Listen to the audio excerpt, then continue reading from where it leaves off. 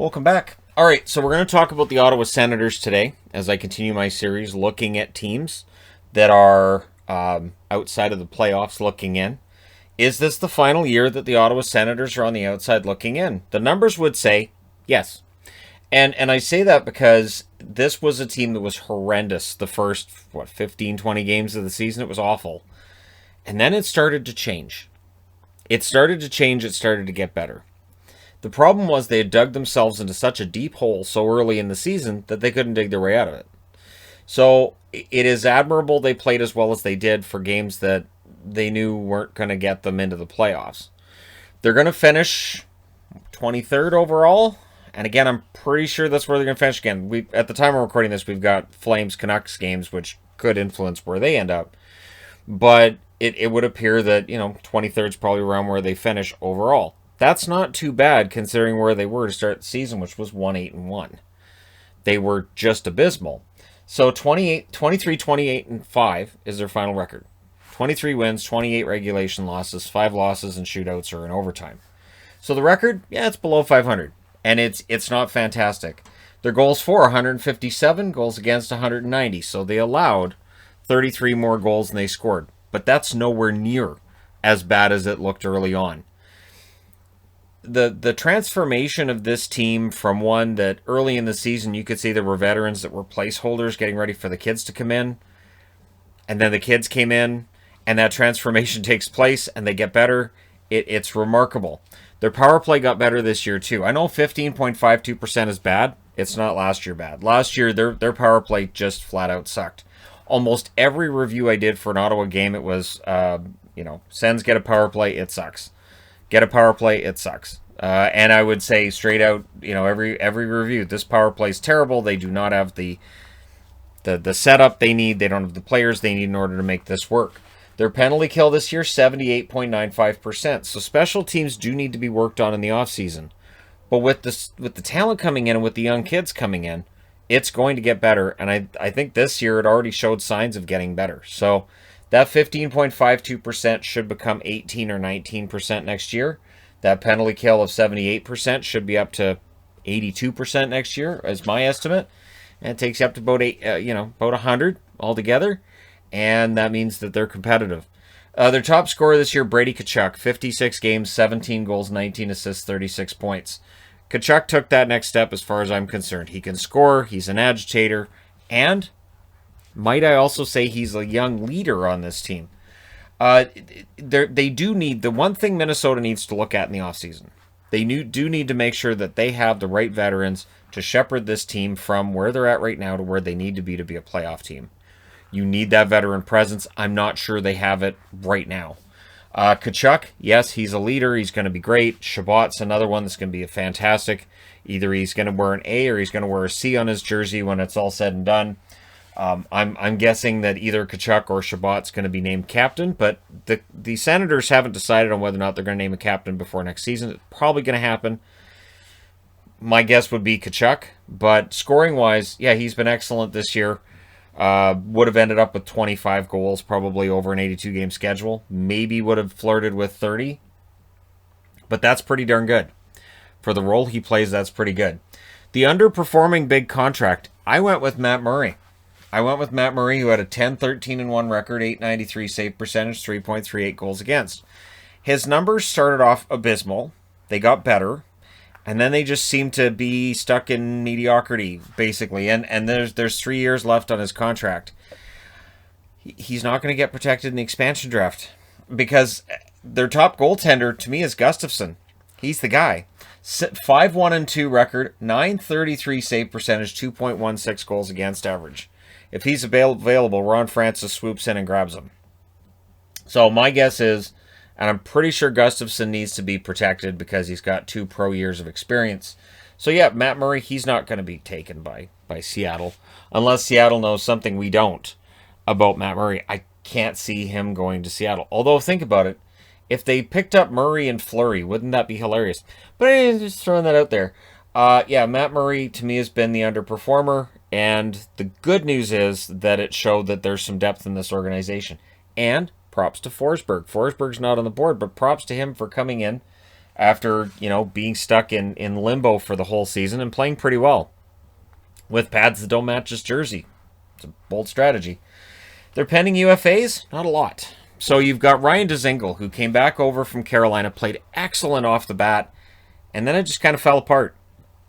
Dzingel could very well stay with Ottawa. He's going to end up on a contract that's probably less than what he's making this year. If he leaves Ottawa, I don't think he gets a big raise or big contract elsewhere. And for Dzingel, I honestly think staying in Ottawa would be a smart move for him, but we'll see what happens. Artem Anisimov, he's likely gone unless he decides he liked the feel of the goalie pads. Maybe they can give him a shot because he was the emergency backup goaltender in Vancouver there a few weeks back. Derek Stepan, who sadly ends up missing the rest of the season after basically stating he wants to play in the States. The not being able to cross the border into Canada and into the States easily meant that he wasn't able to see his family during the season. He'll go as a UFA. I would not be all that surprised if he ends up retiring, but he may sign for 1 year. I could see Arizona picking him up for a year at a cheap contract. I could see the Rangers picking him up for a year on a cheap contract. He played there before. But, so it's not like Ottawa is losing a lot if all these guys leave, right? They're pending restricted free agents. That's where things get interesting. So Marcus Högberg, there's an asterisk next to him because they've already announced they're not qualifying him. So by not giving him a qualifying contract, he leaves as an unrestricted free agent. So Högberg, I would think, probably goes back to Europe unless a team signs him and he goes to the AHL and tries to prove himself. Brady Tkachuk is a restricted free agent this summer. Be interesting to see what he gets. Apparently, they're looking at a max-length contract. This is the rumor. The rumor is they're offering him an 8-year contract at a pretty hefty sum. So they understand that Tkachuk is the face of the franchise up front right now. Drake Batherson had a very good season. Michael Amadio brought over from LA. I like Amadio as a bottom six guy. I do. So I wouldn't be surprised if they qualify him, keep him around. Victor Mete, who's still young. And when he was available from Montreal, I kind of had my fingers crossed that he'd end up going to a team I cheer for. I have cheered for Ottawa recently. And I do like Ottawa. That's what makes what Ottawa's gone through over the last 3 years so much tougher for me because I like Ottawa. Ottawa's like the ultimate underdog in Canada in that it's a smaller market than other Canadian teams. Probably have the smallest fan base of the Canadian teams. Just in overall fan support around the National Hockey League, I would think they're probably the smallest. So there's sort of a rooting for the underdogs thing with the Sens. And in the playoffs, they tend to secure upsets. They've had a lot of really fun series where they've secured some upsets that have made me quite proud of their efforts. So this could be a team that ends up getting back into that spot next year, where maybe they make it for a wild card. Maybe they're this holy crap, look where they came from wild card team. And I wouldn't be surprised if they were, but they're going to need some things to fall their way because the Atlantic is going to be very, very difficult next year. Their key injuries this year, this is interesting in that Matt Murray getting hurt might have been the best thing that happened to their goaltending all year. Honestly, Matt Murray getting hurt opened that door for other goaltenders to get their spot, for Forsberg to come in and play well. And Gustafsson eventually gets in there, and he played really well. Thomas Chabot, he missed the last 7 games that he missed with injury. Should be healthy for the fall. Chabot, you can't overstate how important he is to the blue line. He's the guy on the blue line for them. And Colin White, who had an up and down year. Again, his contract gets talked about here and there. But Ottawa doesn't have any kind of cap problems at all. So Colin White's contract doesn't hurt him on any level. As everybody's contract comes up, we'll see if that changes. And we'll see if Ottawa can seamlessly transition from rebuild to, being a team that's in contention for the playoffs to being a contender, if they're willing to spend the amount of time and the amount of money necessary to keep this together and make this work. Players 22 and under, there's a lot, and there's more coming. Jake Sanderson hasn't made his debut yet. There are other players the Senators are waiting on that haven't made their debut yet. Brady Tkachuk, he's still that young. Josh Norris, who came in, was fantastic as a rookie for them down the middle. Drake Batherson, again, good season for him. Tim Stützle, I hadn't even mentioned him up here. Stützle looks like a superstar. Absolutely fantastic. Eric Brandstrom. I don't know, Stutzla hit kind of a wall there, but all rookies do. Eric Brandstrom. It's been an up and down experience for him. I think he ends up in the top 4 next year, though. Shane Pinto looked great after coming in for them. Alex Formenton seemed to, develop well enough in the AHL. Came up. He should be a regular next year. Victor Mete looked better in Ottawa than he did in Montreal. Mete just needed a change of scenery. Parker Kelly comes in, gets a goal at the end of the year. We'll see whether or not he factors into their lineup next year. Vitaly Abramov, 22 years of age, played a couple of games for them. Jacob Bernard Docker, another good young defenseman. Again, we haven't even seen Sanderson get in there yet. This is a defense that's going to be young. It's going to be, and because of how young this team is, they should be hungry and they should be going out there to prove themselves every night. And this should be a very fast roster as well. Logan Brown. Logan Brown probably at a crossroads here. The decision on whether or not he's going to play for them next year or get traded is where, well, we'll see which way they go with it. Because Brown at this stage, either you're going to give him time, you're going to say he's in the lineup, or you're going to move on and you're going to see what kind of interest there is for him. Because I do think there's some NHL upside there. I just don't know that it's going to be realized in Ottawa. And then Philip Gustafson, their good young goaltender, who is, I think, going to be, I don't know, maybe he ends up being the starter next year. So it's fascinating to see how quickly things have changed for Ottawa. And let's look at their record for over 10 game segments here and see how quickly it changed. They were 1-8-1 after 10 games. They were 5-14-1 after 20. So this, I think, is where people just stopped paying attention to them, if anybody was, about where they are in the standings. They were 9-20-1 over or after 30 games, which means they were 4-6 over that third 10-game segment.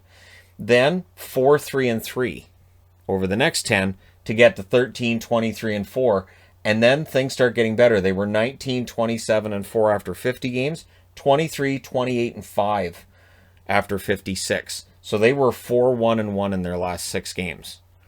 That's not too shabby. They were 10-5-1 over their last 16. So do not sleep on the Ottawa Senators next season.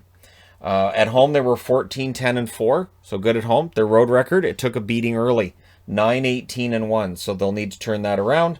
If you look at how they played against teams in the division, a lot of this has to do with Edmonton, doesn't it? They were 6-3 against Calgary. They were 0-9 against Edmonton. If they'd even been 500 against Edmonton, 4-4-1, their record changes, and they would have been in the hunt for a playoff spot right down to the end. 6-3-1 against Montreal, who they will remain in the same division as. 4-4-2 against Toronto. Same with Toronto. They'll stay in the same division with them, and they've already shown they can compete with them on a regular basis. Against Vancouver, 3-4-2. Vancouver beat them early, but towards the end of the season, Ottawa got the better of that matchup. And they were 4-5-1 against Winnipeg. Respectable. So again, it was a rough start for them, but by the end of the season, things look better. This is a team that absolutely should compete for a wild card spot next year. And with the right moves this offseason, who knows how high they can fly. But Eugene Melnyk stated this team was going to be in contention for a playoff spot and winning Stanley Cups over the next couple of years.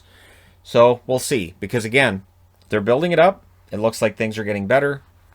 But to get from that spot where they are right now to actual legit contender and maybe a Stanley Cup, it's a leap.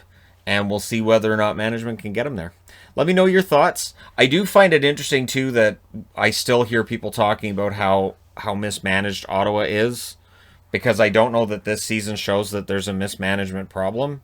They've just been in a rebuild. And I think starting next year, we'll start to hear about what a success story this rebuild has been. But again, we'll see. Because this is that tricky spot. They could fall back next year with all this young talent if things start out on the wrong foot. They can't have a 1-8-1 start again. Even though it's an 82-game schedule next year, so a longer schedule, easier to recover. But we'll see. Let me know your thoughts in the comments section below, as always. Don't forget to hit like and subscribe if you're browsing your way through. You just happened upon this video. Thank you guys so much for all your support. I will talk to you again soon.